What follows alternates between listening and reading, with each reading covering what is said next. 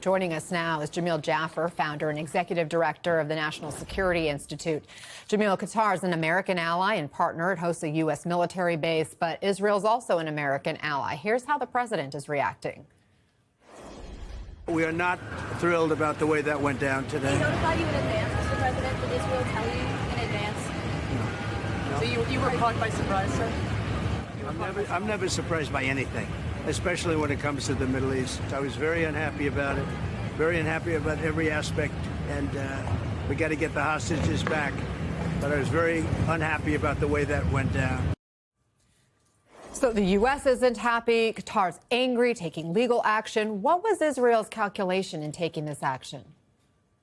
Well, look, I think Israel's position is we're going to go after Hamas wherever they are in the world, much like the United States did when we went after al-Qaeda for 20 years, circling the globe trying to kill al-Qaeda terrorists. Now, look, at the end of the day, if Qatar or any other country is unwilling or unable to control their territory, the U.S. and our allies have in the past asserted the right to go after terrorists in that territory. Here you have a little bit of a different situation. You're talking about Qatar, which has been brokering a negotiation, but they have hosted al-Qaeda members in the past, ISIS members in the past, and as recently as these last few months and years, Hamas leadership. And so that's a real problem.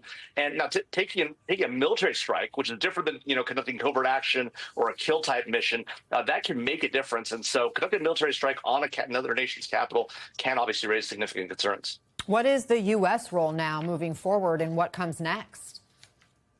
Well, it appears, Anna, that the president is pretty frustrated that he wasn't notified ahead of time, that he didn't sign off on it, and that he was sort of caught unawares. So he's clearly going to bring that concern. He's made it public. He's going to bring that concern to Prime Minister Netanyahu. And the question now is, can the U.S. bring the Qataris back to the table, bring Hamas and Israel back to the table, and see if there can't be a resolution that gets the hostages home and brings this war to an end?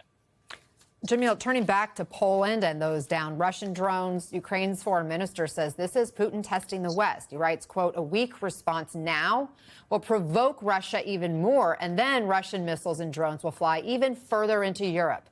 How do you see it? Is Putin testing the West? Well, I think there's no question. We had a Russian missile back 2 years ago that landed in Poland, killed a couple of people. That was an errant missile, so they said. Now, just in the last 2 weeks, we've seen Russian drones incur into Polish territory, and now almost 24 of them going across into Polish territory, enough to get the Poles to scramble F-16 fighters from their own Air Force, the Dutch to scramble F-35s, and to shoot 4 of these drones down. That obviously suggests that the Poles are very concerned about this, and that NATO is concerned. That was a joint NATO mission to shoot those Russian drones down, the first time that's happened. And so clearly there's something going on here. In addition, Poland has invoked Article 4 of the NATO treaty. Typically, we talk about Article 5, which is the commitment to defend one another if one is attacked. Article 4 says we think our sovereignty has been violated. We want to consult with the other members about what should be done. Last time it was invoked was when Ukraine was attacked, and our NATO nations were concerned as well.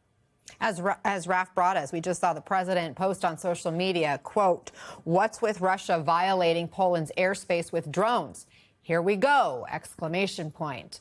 We know he's set to speak with the Polish president today. What do you make of this response from President Trump so far? Well, in a lot of ways, it's interesting because President Trump has tried really hard to get Vladimir Putin to the table. He's talked about ending this war before he took office, in the first few months of taking office. That obviously hasn't happened yet. And the president seems to be getting frustrated with Vladimir Putin. At times we've seen him say, hey, stop attacking civilian sites and the like. And now he's saying, what are you doing flying your drones over NATO territory? This is a real problem. And so, Vladimir Putin in a lot of ways is his own worst enemy. President Trump, who's tried to get Vladimir Putin a good deal here, may very well respond by turning around and saying, look, I'm going to need to arm the Ukrainians, get NATO ready, and be prepared to push really back on Russia if we're going to get to a deal here and really put pressure militarily on the Russians. That might actually be the thing that turns the corner. Putin does appear to be putting President Trump in a corner and giving him not a lot of options.